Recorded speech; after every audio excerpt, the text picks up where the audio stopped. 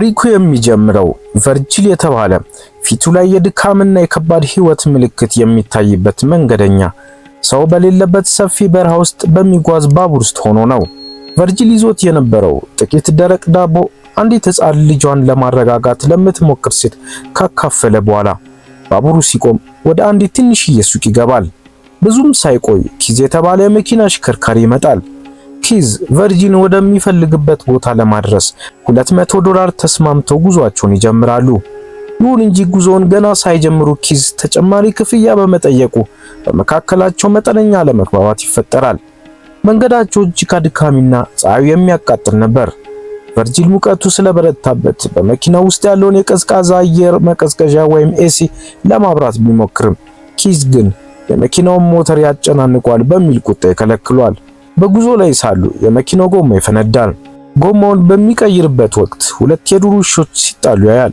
ኪዝ ጤነኛውን ውሻ ሲያባረር የተጎዳውንና የሚሰቃየውን ግን ከስቃዩ እንዲያርፍ በሚል ይገለዋል። ይህም አካባቢው ምን ያህል ጨካኝ እንደሆነ ለቨርጂል የመጀመሪያው ማስጠንቀቂያ ነበር።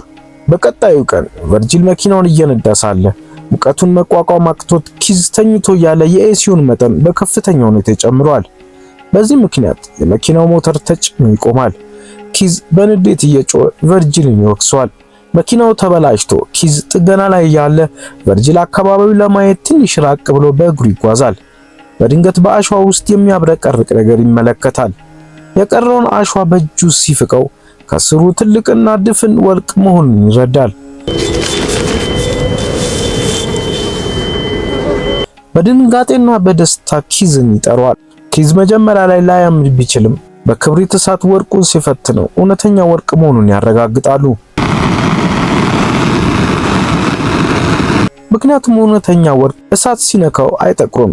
ሁለቱ ሰዎች በበረሃው መካከል ያገኙት ይህ ግዙፍ ሀብት ሕይወታቸውን እንደሚቀይር አምነው ቁፋሮን ይጀምራሉ። ነገር ግን ወርቁ ከመሬት ጋር የተጣበቀ ግዙፍ ድንጋይ በመሆኑ በቀላሉ የሚንቀሳቀስ አልነበረም። ወርቁን በጉልበታቸው ሊነቅሉት እንደማይችሉ ሲረዱ ኪዝና ቨርጂል አንድ ውሳኔ ላይ ይደርሳሉ። ኪዝ ወደ ከተማ ሄዶ የቁፋሮ ማሽን ወይም ኤክስካቫተር ይዞ እንዲመጣ፣ ቨርጂል ደግሞ ውድ ሀብታቸውን እየጠበቀ እዚያው በረሃው ላይ እንዲቆይ ይስማማሉ። ኪዝ ከመሄዱ በፊት ለቨርጂል ጥቂት የታሸጉ ምግቦችን፣ ውስን ውሃ፣ ለአደጋ ጊዜ የሚሆን የሳተላይት ስልክና ራሱን የሚከላከልበት ትንሽ የቢላዋ ሰጥቶት ይለያያል። ኪዝ ሲሄድ ቨርጂልን አይዞ ጠንክር ብሎት ቢሄድም ቨርጂል ግን ከፊቱ የሚጠብቀውን ሰቆቃ ገና አልተረዳውም ነበር።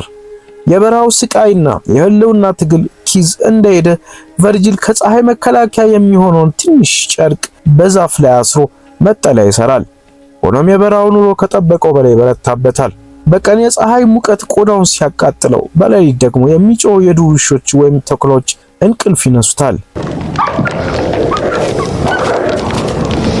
ቨርጂል በብቸኝነት ውስጥ ሆኖ በሳተላይት ስልኩ ኪዝን ቢጠብቅም ኪዝ ግን መኪና የተበላሸ እያለ ቀጠሮን ያራዝምበታል።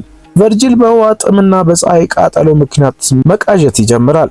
ፊቱን በፀሐይ ተለጥጦ ለማየት እስከሚቸገር ድረስ ይጎዳል።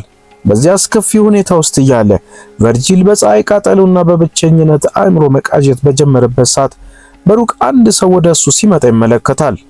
መጀመሪያ ላይ ቅዠት መስሎት የነበረ ቢሆንም ነገሩ እውነት መሆኑን ሲረዳ በፍርሃት ተውጦ በአቅራቢያው በነበረው አሮጌ አውሮፕላን ስብርባሪ ውስጥ ለመደበቅ ይሞክራል። ሆኖም ግን መንገደኛዋ ሴት ድምጿን ከፍ አድርጋ ውጣ፣ እዚያ እንዳለ አውቃለሁ የኃይል በማለት ከተደበቀበት እንዲወጣ ታደርጓለች። ይህች ሴት በረሃውን በሚገባ የምታውቅና ብቻዋን የምትጓዝ ብርቱ ሴት ትመስላለች። ቨርጂል ደክሞና ተጎድቶ ስታየው አዘነችለት።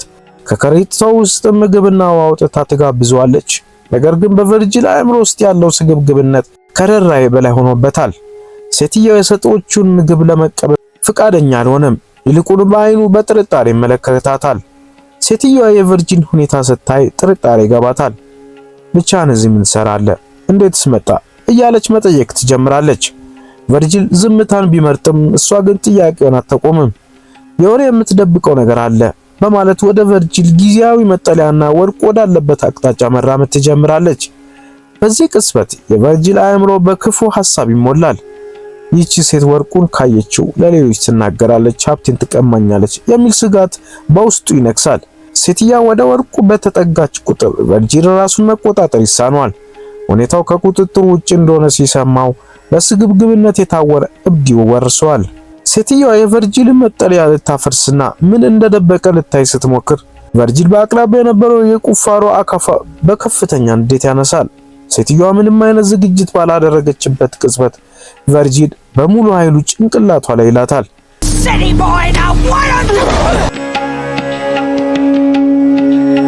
ሴትየዋ ወዲያውኑ መሬት ላይ ተዘርራ ሕይወቷ ያልፋል። ቨርጂል ለጥቂት ሰከንዶች የፈጸመውን ድርጊት አላመነም ነበር። ነገር ግን ወዲያውኑ ወደ ስግብግብነቱ ተመለሰ። የሴትዮዋን ከረጢት በመፈተሽ ጠቃሚ የሆኑ ቁሳቁሶችን ይወስዳል። ለወርቁ ሲል ሕይወት ማጥፋት ቀላል እንደሆነለት ያሳየበት ይህ ትዕይንት ቨርጂል ከሰውነት ወጥቶ ወደ አውሬነት መቀየሩን ትልቅ ማረጋገጫ ነው። በመጨረሻም ወንጀሉን ለመደበቅ ሲል ሬሳዋን አቅራቢያው ላይ ቢቀብረውም ሕሊናው ግን ከገደላት ሴት ምስል ሊላቀቅ አልቻለም። የገደላትን ሴት አስክሬን በአቅራቢያው ቀብሮት ቢሆንም ሌሊት ላይ የዱር ውሾች ሬሳዋን ቆፍሮት ሲያወጡት ይመለከታል። ይህ ትዕይንት ቨርጂልን የበለጠ ለአእምሮ መረበሽ ይዳርገዋል። አስክሬኑን እንደገና አንስቶ በእሳት ያቃጥሏል። በዚህ ጊዜ አይኑ በእንባ ተሞልቶ ይታያል። ይህ በውስጡ የቀረው የሰውነት ስሜትና የፈጸመው ግፍ በሚያስከትልበት ጸጸት ተጋጅተውበት እንደሆነ ያሳያል። ቀናት እየነጎዱ ሲሄዱ የቨርጂል ተስፋ እየመነመነ ይመጣል። የውሃ ጥሙ አንደበቱን አድርቆታል። ቆዳውም በፀሐይ ተቃጥሎ መልክ አጥቷል። በዚያ አስከፊ ሁኔታ ላይ ያለ በረሃው የከፋ ቁጣውን ያዘንብበታል። ድንገት የተነሳው ኃይለኛ የአሸዋ አውሎ ነፋስ ቨርጂል የሰራውን መጠለያ ብጥስጥስ ያደርገዋል። ቨርጂል ለሕይወቱ ሲል ለመሸሸግ ቢሞክርም የሚበር የዛፍ ቅርንጫፍ ሆዱ ላይ ተሰክቶ ክፉኛ ይቆስላል። አውሎ ነፋሱ ሲረጋጋ ቨርጂል ከአሸዋ ውስጥ ተቀብሮ ይወጣል። መጀመሪያ ያደረገው ነገር የራሱን ቁስል ማየት ሳይሆን ወርቁ በአሸዋ ተቀብሮ እንደሆነ ለማረጋገጥ ወደ ቦታው መሄድ ነበር። በከፍተኛ ስቃይ ውስጥ ሆኖ የተሰካበትን እንጨት ከሆዱ ይነቅላል። ደሙም በከፍተኛ ሁኔታ ይፈሳል። ቁስሉ እንዳይመረቅዝ ለማድረግም በቆርቆሮ ያሞቀውን እሳት ቁስሉ ላይ ሲያደርገው በህመም ሲጮህና ሲያለቅስ ይታያል። አሁን ቨርጂል ከአእምሮ መዛባት ባለፈ አካሉ ክፉኛ የዛለ ሰው ሆኗል። ቨርጂል በሳተላይት ስልኩ ደጋግሞ ኪዝን የት ነህ ናልኝ እየሞትኩ ነው እያለ ቢለምነውም ኪዝ ግን ትንሽ ቀርቶኛል አይዞህ እያለ በተስፋ ያታለዋል። እውነታው ግን እጅግ ዘግናኝ ነበር። ኪዝ ራቅ ብሎ በጭነት መኪና ውስጥ ተቀምጦ በቢኖኩለር ወይም የሩቅ መመልከቻ መነጽር ቨርጂል ሲሰቃይ ቁጭ ብሎ ይመለከታል። ኪዝ ወርቁ ለብቻው ለመውሰድ ሲል ቨርጂል በአውሬዎች ተበልቶ እስኪሞት ድረስ በደመ ቀዝቃዛነት ይጠባበቅ ነበር። ቨርጂል በስግብግብነቱ ምክንያት የገደላት ሴትና የጠበቀው ወርቅ እየታዩት በዱር ውሾች ተበልቶ ሕይወቱ ያልፋል። ቨርጂል መሞቱን ካረጋገጠ በኋላ ኪዝ በታላቅ ኩራት ቁፋሮ ማሽኑን ይዞ ወደ ቦታው ይደርሳል። የቨርጂልን በውሾች የተበላ አስክሬን በንቀት ተመልክቶ ወርቁን ለመውሰድ ሲዘጋጅ ግን ያልጠበቀው ነገር ይከሰታል። ከየት መጣ ያልተባለ ቀስት በድንገት ደረቱ ላይ ያርፋል። ኪዝ በድንጋጤና በህመም መሬት ላይ ይወድቃል።